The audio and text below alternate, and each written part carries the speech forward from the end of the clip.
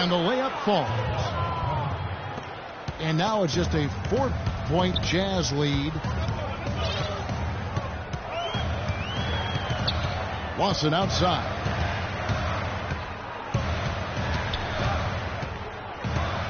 .125 left in the first half. Harris missing again. He hit a 3 in the first, but so far has been unable to capitalize here in this quarter. And the call will be against Ty Lawson. That's his first foul. Some changes for Philadelphia. Bogdanovich comes in for J.J. Redick. And Cole subbed in for Carter Williams. Here's Bogdanovich. Looking for his first basket still in this one. 2 on the clock. There's the 3. It's good, and the Jazz lead is cut down to 1 on the bucket from Dion. I'm not sure who was supposed to pick him up, but somebody's going to get an earful from the coach for leaving him that wide open. And the whistle blows as the basket counts, and a 3-point play chance right here. One free throw coming up. And the Jazz with some changes. Nikola Pekovic comes in for Hassan Whiteside. And it's Dang in for Tobias Harris. JaVale McGee, a 7-footer with length and athleticism, can certainly play on the perimeter defensively. Guards the rim so well. And Steve, you know, he can reach over 2 feet above the rim. That's unbelievable. You look at him, Kevin, all the physical traits you look for in an elite pivot man. You know, a question for McGee is just his decision-making and his development, you know, his focus. He's capable of making a spectacular play, but can he make the fundamental one? And that's what's held him back to this point. Marked down low that time, and he got the 3-second call. Here's Cole. Up in time. And the release was before the buzzer, but it's off target. Close game as we wrap up the second quarter.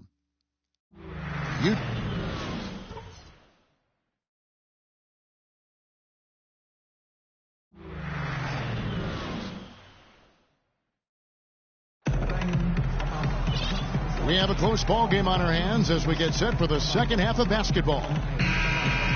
Without question, Alec Burks displaying his skills today. You know, he spoils us with his performances game in and game out, and so far, just another big scoring night for him. Typically, when he puts up that many points in the first half, he's going to follow it up with a better second half. We'll see if that happens here. Staying out there with Enes Kanter. Then it's Lawson. Then there's Alec Burks. And it's Pekovic in at the 5 down low. That's the 5 on the floor for the Jazz. To the right side. Was shot by Redick, no good. Now here's Burks. Defense right on him. Outside down. Knocked away. And stolen by Redick. Green with the ball. Now guarded by Pekovic. Redick with it. The pass to Randall. Shot clock at 6. So he gets the whistle. Contact on the way up and 2 shots coming up. Well, Julius Randle, drafted out of Kentucky after 1 season. He fits that classic power forward mold. 6'9", strong, physical, great rebounder, and scores with his back to the basket. And Randall, regarded as a good outside shooter in high school, didn't really show that, though, at Kentucky. And I think he wants to show that he can be a floor spacer at the NBA level, but it may take some time. That would really help him offensively because he is a tad undersized at the power forward spot. So being able to shoot it from the perimeter will go a long way in his development. And let's catch up with our sideline reporter, Doris Burke. Doris, over to you. Guys, as you know, Michael Carter Williams, last year's Rookie of the Year, and Coach Brett Brown said he's more than he's bargained for. More skilled, tougher, prideful, and competitive. But Coach loves his playmaking as well, saying, quote, his size enables him to play with a different vision line. He understands how to run a team and find his teammates. Kevin? bad for the number 10 pick in the draft. Thanks, Doris. The 76ers shooting their 7th and 8th free throw attempts of the game right here. Well, you look at the numbers, Kevin. Last year they were around 71% from the line as a team, so not a very good number there. And I know the free throw shooting is an area they focused on improving coming into this season. Cantor. Bekovic trying to free himself up. Cantor's shot is off. 1 for 5 on offense. A slow start here in the second half. The shot by Carter Williams. Nobody around. And he hits it to tie the game up. And they get one to go now after missing their first 3 shots. Maybe this will kick them into gear. Burks the pass to Lawson. And there's the feed to Cantor. Howard down after the assist. Let him into the lane. Right back to the basics there, using the one-hand slam for that one. Doesn't he make the basics look pretty exceptional? Yeah, he does. They look sweet when he does them. Well, he should stay with those basics in a tight ball game because we've got one here tonight. Now here's Randall. Can't hit from 12. Lawson dishes to Dang. Passes it to Cantor. Kicks it to Dang. Yes! And the foul. That one on Embiid. Well, we've seen that more than a few times. An easy bucket in the lane. Yeah, the interior defense simply has been lifeless. And the Jazz with some changes. Derek Favors checked in for Nikola Pekovic. And Harris subbed in for Enes Kanter. And the 76ers also making a change. Daniels, he's checked in for J.J. Redick. And it's out of bounds. Utah able to retain possession here. 16 seconds on the shot.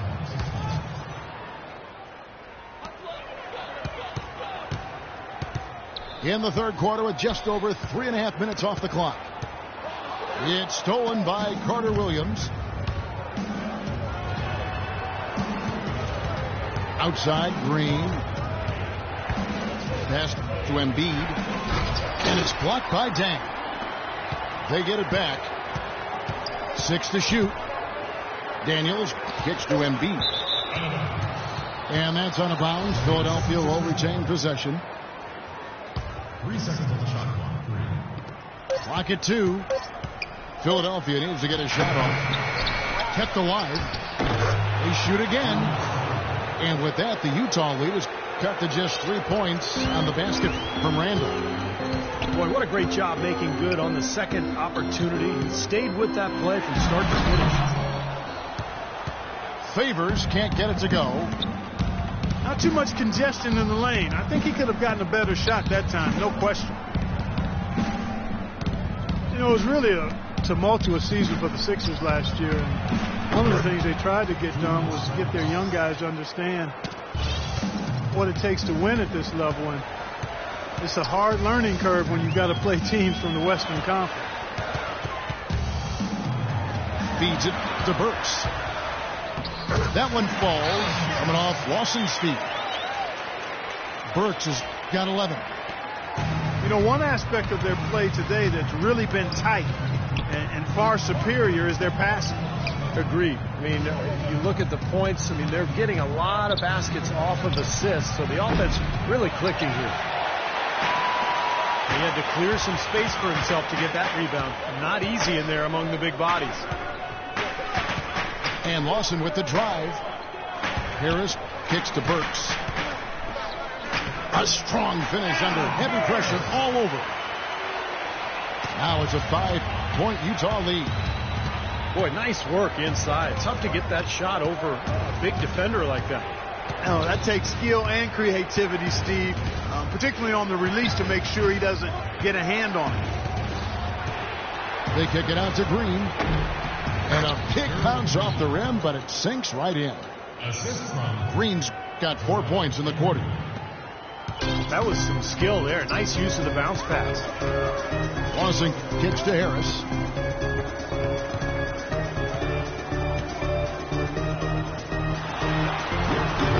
No good. And the 76ers go the other way with it. Now Carter Williams. He's got 7. And Daniels up top. The drive by Green. Rebound, Utah. You rarely see him missing dunks, but the defender was right in his face on that one, and it threw him off just enough.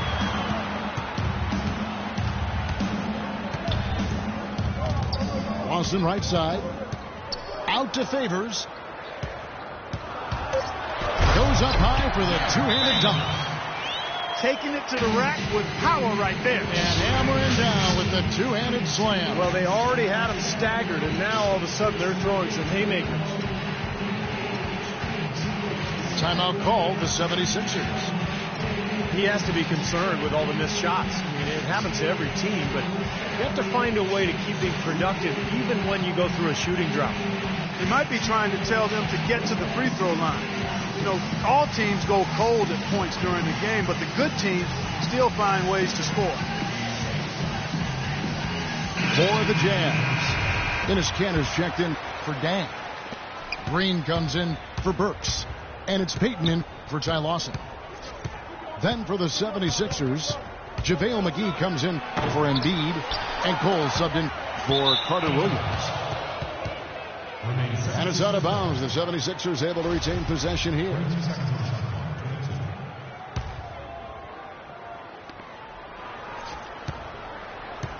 Green against Harris. Knocked loose. And there's the call on Tobias Harris. That is his first foul of the game.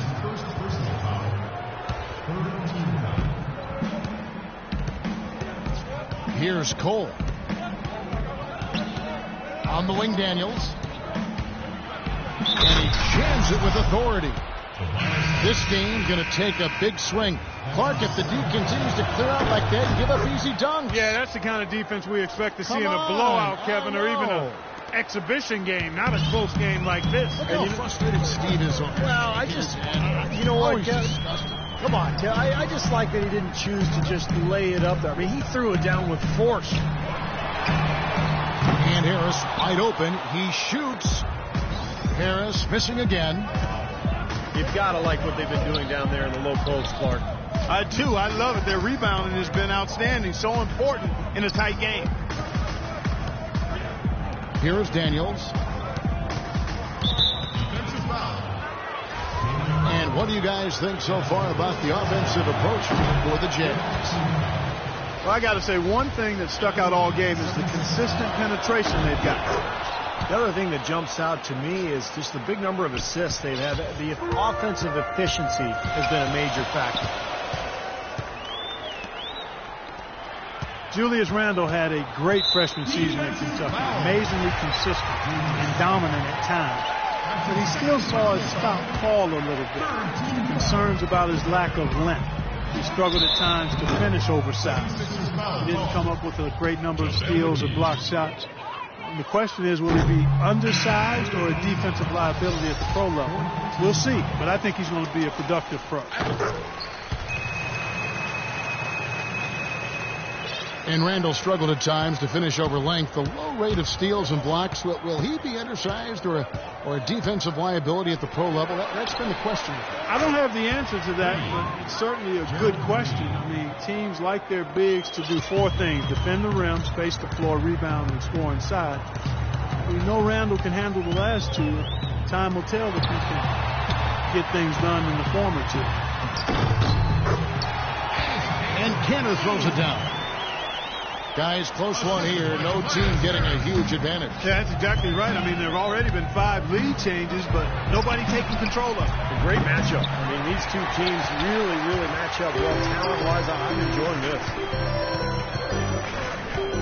Harris with it. Now Green defending. Here's Pekovic. And he uses the glass on the layup. And now a 3-point Utah lead. I've really appreciated their activity in the post today. I mean, their movement down low has been great. Yep, ball movement, player movement. They're generating a lot of easy opportunities for themselves down there. Something they'd like to see more of him more often.